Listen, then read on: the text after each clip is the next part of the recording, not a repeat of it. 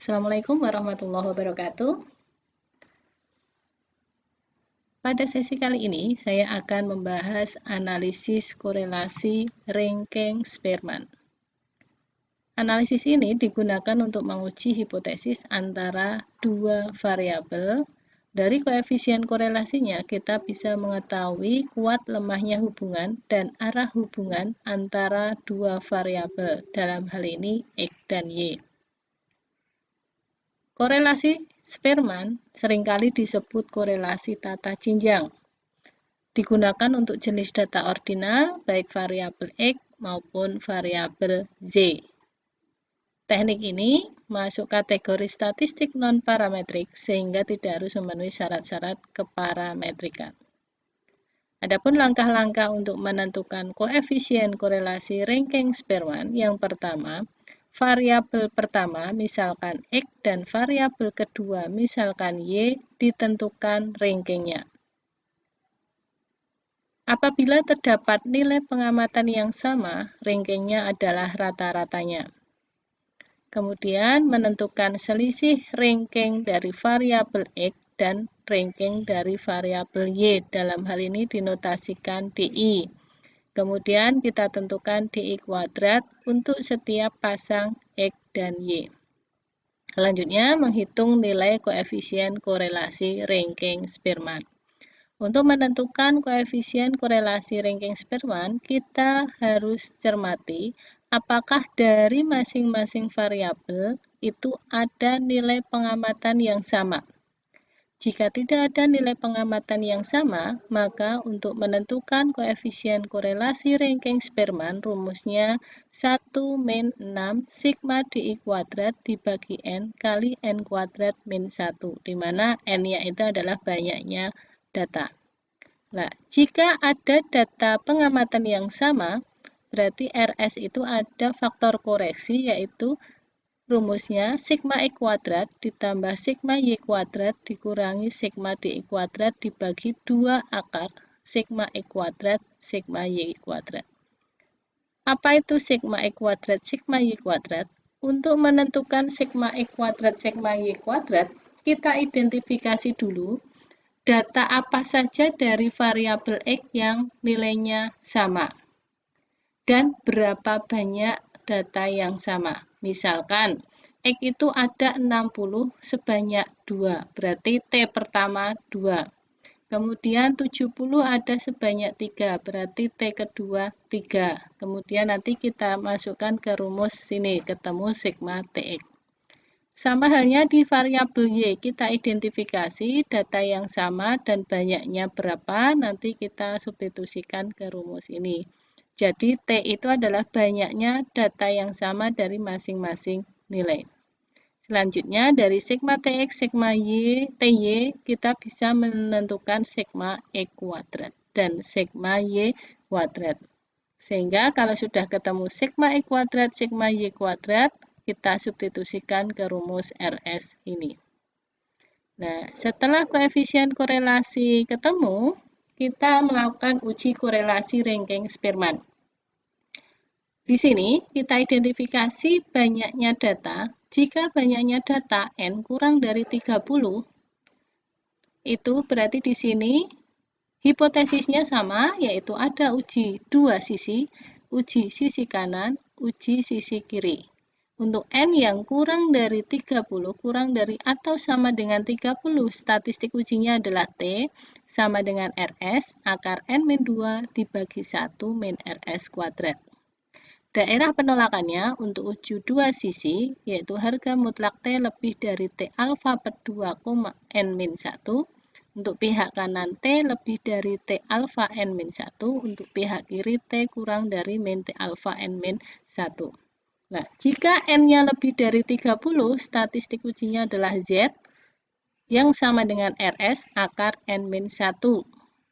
Nah, untuk daerah penolakannya kita gunakan tabel normal standar, yaitu untuk uji dua sisi harga mutlak Z lebih dari Z alfa per 2, untuk uji pihak kanan Z lebih dari Z alfa, untuk pihak kiri Z kurang dari min Z alfa.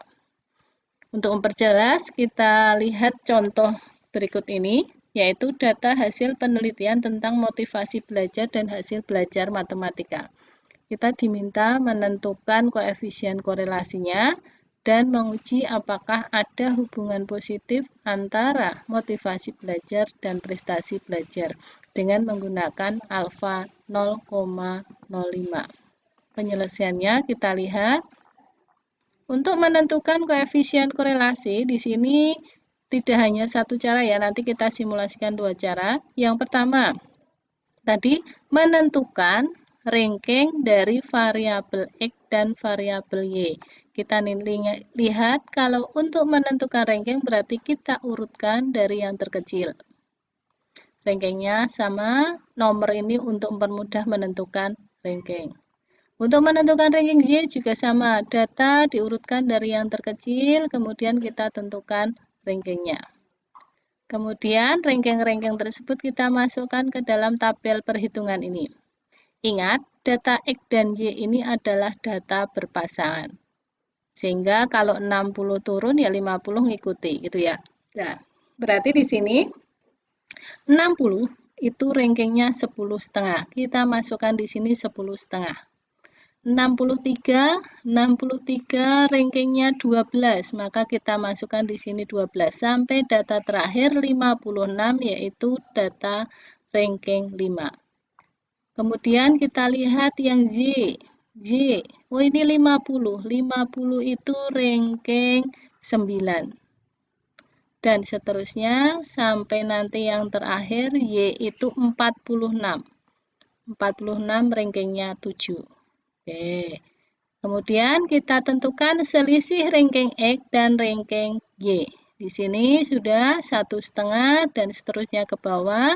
Kemudian kita tentukan DI kuadrat ke bawah, kita sigmakan ketemu 191.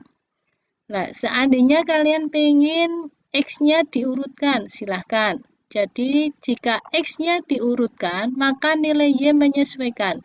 Karena ini data berpasangan, kita lihat 47 ini pasangannya 32, benar. Nah, di sini pasangannya 32. Data kedua, 53 pasangannya 30, benar. Untuk menentukan ranking sama seperti tadi, kita masukkan ke sini, kita tentukan DI, cuman di sini hati-hatinya Z. Z itu adalah datanya mengikuti X. Hasilnya sama, sigma DI kuadrat 191. Langkah berikutnya, mengidentifikasi data yang sama dari masing-masing variabel. Kita lihat di variabel X, 56 itu ada sebanyak 3. 57 ada sebanyak 3, 60 ada sebanyak 2.